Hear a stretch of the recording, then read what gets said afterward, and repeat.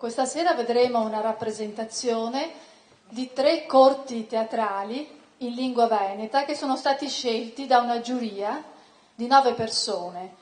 Ne hanno scelti 7, poi di questi 7 ne sono stati scelti altri 3. E quindi questa sera abbiamo il piacere di avere questa prima a livello nazionale. L'opera appassionata ed instancabile di conservazione della lingua veneta, tanto più in un momento di crisi e di appiattimento della nostra identità, è meritoria anche per le giovani generazioni, che spesso rischiano di non conoscere le sfumature del nostro parlato storico.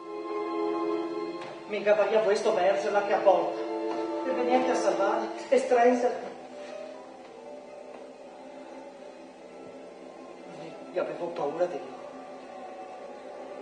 Questa paura mi ha completamente bloccato.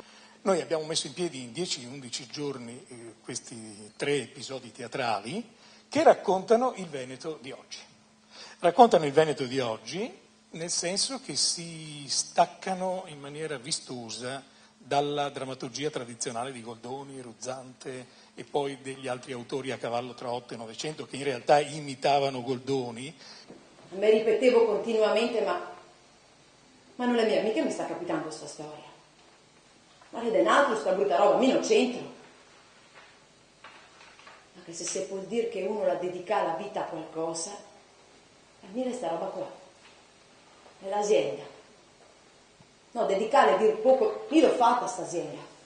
Come si fa un fiore. Partoria.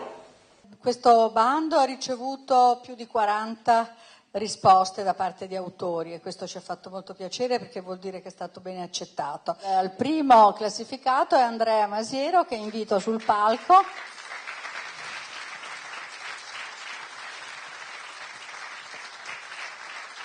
Allora, qui c'è l'assegno di 2.000 euro che ha vinto Andrea.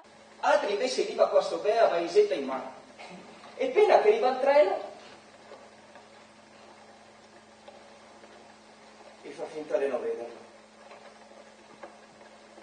E così io lascio partire senza degli ori. Un'istituzione teatrale di produzione e distribuzione come l'Accademia in Lingua Veneta ha aperto a tutti la possibilità di scrivere dei testi e ha aperto a tutti gli attori la possibilità di interpretarli.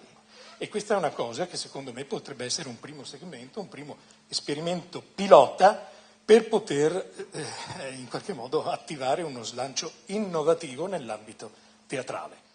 Io non mi sarò in corto della mafia, ma mi sono ben in corto della crisi.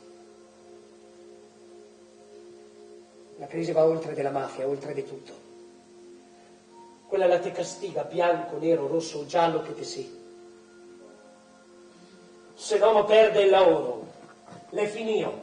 E vieni a dirmelo a me. Sì, perché mi pare che la se lo gabbia per smettere. E cosa ho da fare secondo lui? Resista, Bortolami, resista.